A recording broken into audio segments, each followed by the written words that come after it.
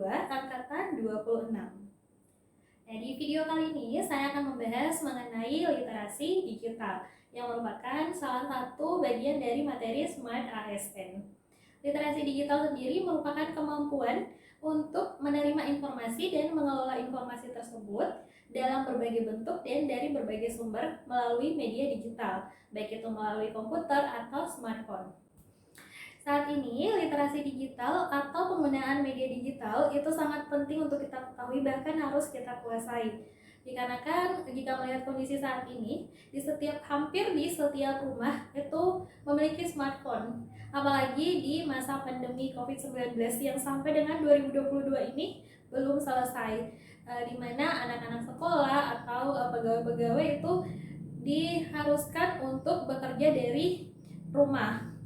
Dan untuk itu harus memanfaatkan media digital yang ada seperti video call, Zoom meeting, sehingga kita tidak bisa jauh-jauh dari yang namanya media digital. Dalam penerapan literasi digital itu ada 4 pilar yang perlu kita ketahui. Yang pertama itu ada digital skills, yang kedua ada digital culture, yang ketiga ada digital ethics, dan yang terakhir adalah digital safety. Digital skills sendiri merupakan kemampuan seseorang atau individu untuk menerima informasi, mengelola informasi tersebut, dan membuat konten melalui media digital, baik menggunakan komputer atau smartphone. Kemudian untuk digital culture merupakan kemampuan seseorang atau individu dalam membaca, menguraikan, membiasakan, dan membangun wawasan kebangsaan, nilai-nilai Pancasila, dan Bhinneka Tunggal Ika dalam kehidupan sehari-hari. Lalu selanjutnya adalah digital ethics atau etika dalam menggunakan media digital. Nah, ini sangat penting untuk kita terapkan dikarenakan untuk penggunaan media digital itu jangkauannya jauh lebih luas.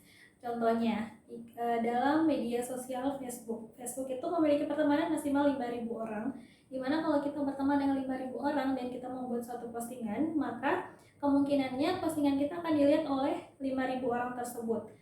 Belum lagi ada fasilitas membagikan yang dapat dilakukan oleh teman kita.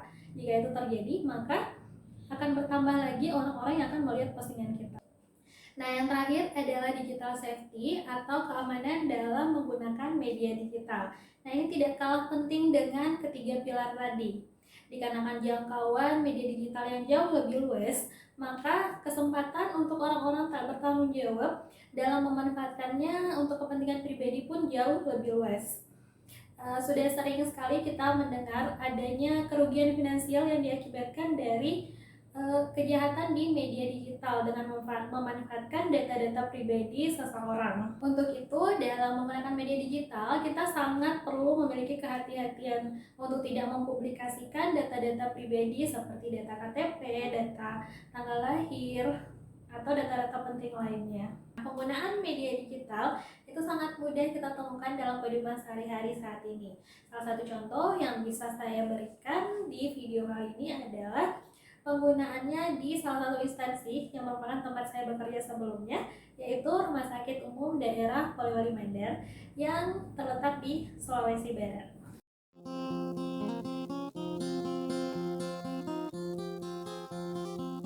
Rumah Sakit Umum Daerah Polewali Mandar dibangun pada tahun 1975, beralamat di Jalan Haji Andi Depu nomor 2 Polewali, yang saat ini menjadi kantor Dinas Kesehatan Kabupaten Polewali Mandar. Kemudian pada tahun 1978, Rumah Sakit Umum Daerah Polewali Mandar berpindah tempat ke Jalan Dr. Ratulangi nomor 50 Polewali Mandar yang menjadi alamatnya hingga saat ini. Dan Rumah Sakit Umum Daerah Polewali Mandar merupakan rumah sakit rujukan dan satu-satunya rumah sakit di Sulawesi Barat yang berstatus tipe C.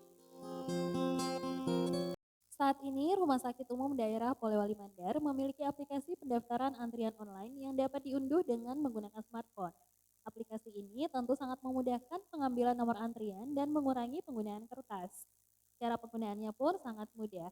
Setelah mengunduh aplikasi, kita dapat langsung melihat menu pendaftaran antrian, lalu melihat jumlah antrian yang telah terdaftar.